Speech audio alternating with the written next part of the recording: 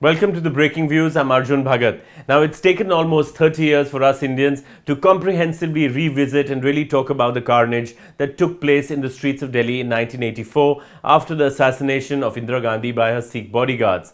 Clearly, Rahul Gandhi seemed uncomfortable and perhaps wasn't really prepared for this line of questioning. But yes, Rahul was clearly defensive, which I feel should not have been the case given that he was just 14 when the killings took place. But for the thousands who died in Delhi, Kanpur, in railway stations and trains across the country, will justice ever be done? Will an SIT help the victims in any way? Frankly, I do not think so. Whether the Congress will oblige or not is an entirely different question. Now ask any police investigator or forensic expert and they'll tell you that evidence of murder needs to be collected systematically and quickly. Eyewitness statements need to be recorded and cases brought to the courts expeditiously. Now none of this happened in Delhi. The administration and the police just did not act. Yes, in the last 30 years, some 10 committees were formed. What emerged out of them was not much.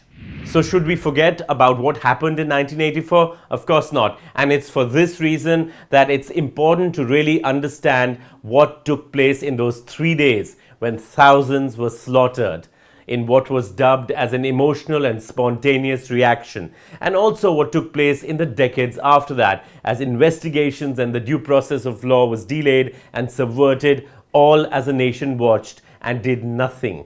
In the following interview, I spoke to senior advocate, human rights activist and author H.S. Phoolka. Now, he has spent 30 years trying to keep the memories of 1984 alive. He's worked tirelessly to get justice for the victims. This interview was actually conducted on the 25th anniversary of the riots, which was in 2009. Here, we go into each and every aspect of how the killings first started, where they took place, and what the role of the police, the administration, and the Congress party was. The killings that took place between 31st of October 1984 and the 3rd of November after, Indira Gandhi was killed, the massacre of Sikhs. Now, the official figures, of course, are 2,733.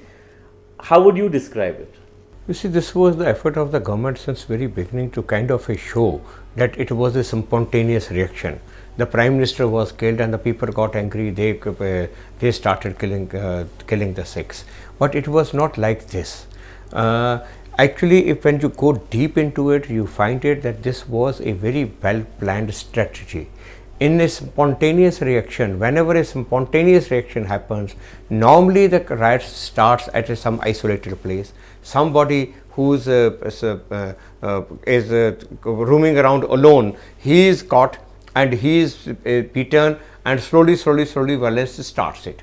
But here, the first Sikh who was attacked happens to be the President of India.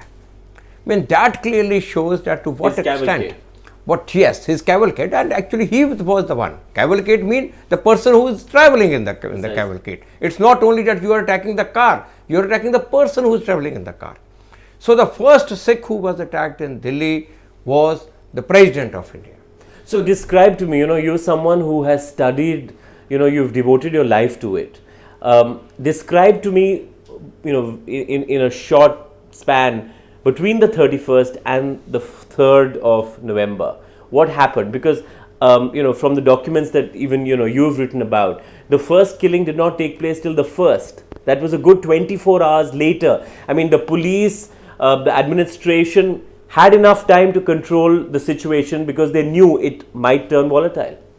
You see, Delhi is not a city where the situation is so volatile, something happens and the people will get up and they would start killing and this and that. I mean, that you can expect in a city like Calcutta or somewhere else. But it was totally the reverse situation. Calcutta, it started. Rajiv Gandhi was there in the morning in Calcutta. Calcutta, it started in the afternoon itself. But by the evening, the army was called, it was controlled. Now, Delhi was the reverse situation. Now, Delhi, to make the people mobilize, they had to do something. And this is what they did, attack on the president first. And by attacking on the president, 3 very clear messages were sent. Number 1, no Sikh, howsoever high he may be, should be spared. Number 2, a message to the rioters that the police will not touch you. I mean, if the President of India is being attacked, in the presence of the whole battery of the police and the additional commissioner and commissioner of police, then who else? Then police will not touch you. Third message was for the police, that you will not intervene. I mean, if the president is attacked and the police is not intervening, then what to talk of a normal Sikh? So this is the message, which a clear message was sent by attacking the president. Then after that, there was sporadic incidents on 31st. There was no much violence. One scooter was burned. Or a motorcycle. Yes, one motorcycle was burnt in Sabji Mandi area. A few people started indulging in this. In Shakarpur area, some truck was set on fire. Only very few incidents on that. Now, on the 31st night, the meetings were held in the nook and corner. The Congress leaders went. The Congress leaders addressed those meetings, and the list of the houses of the Sikhs were distributed. It was planned that who will lead the mobs.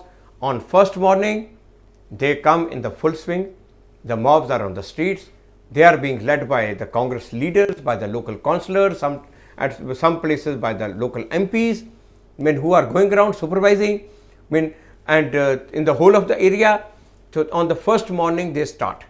And they first they attack, then also the plan that if you start attacking the Sikhs, they will collect in the Gurdwaras and will fight with you. Do not let them collect in the Gurdwaras. So they first attacked the Gurdwara. In most of the colonies, the first attack was on the Gurdwara, destroy the Gurdwara so that do not leave any place where they can no collect. Place for refuge and yes. For safety. And at some of the places where the Sikhs collected in the Gurdwaras or at one place, the police reached there in large number.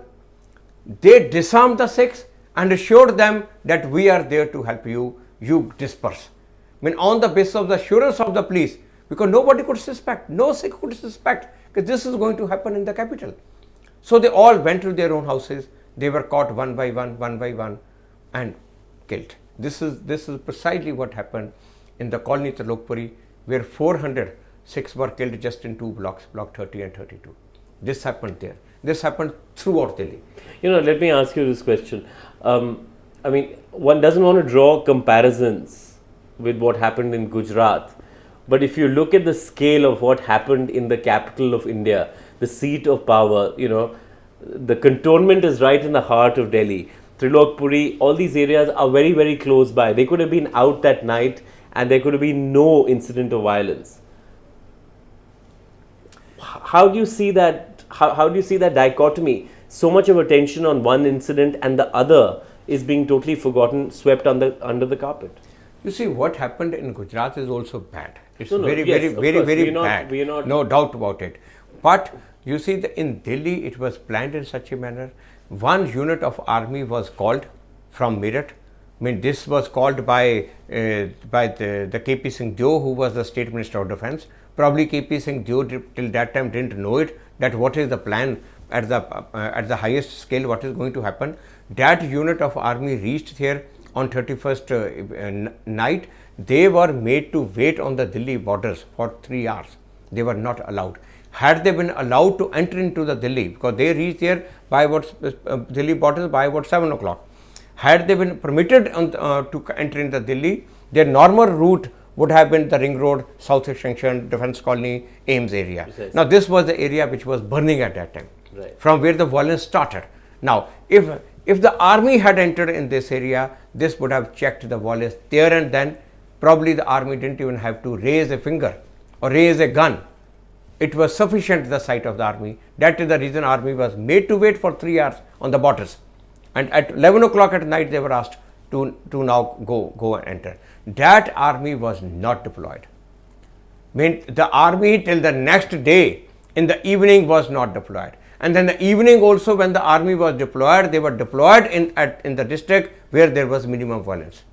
The district where there was actual violence going on, where the killing was continuing, the army was sent to those districts on second evening, but was made effective only on third. Write to me about what you think. This is Arjun Bhagat for the Breaking Views. Goodbye.